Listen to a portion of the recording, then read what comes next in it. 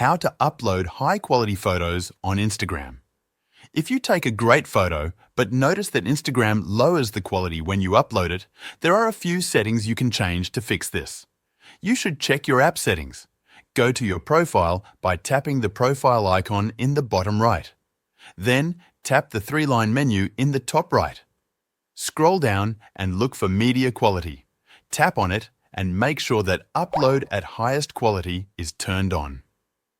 If you see an option called Use less cellular data, turning this on might reduce photo quality, so it's best to leave it off when uploading high-quality images.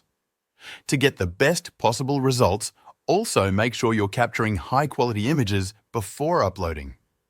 If you're using an iPhone, go to the Settings app, scroll down to Camera and tap on Formats. Select High Efficiency for the best quality. If you're using an Android device, open your Camera app, go to Settings, and look for an option like Image Quality or Resolution. Make sure it's set to the highest available setting. Following these steps will help ensure that your photos are uploaded in the best quality possible. That's how to upload high-quality photos on Instagram.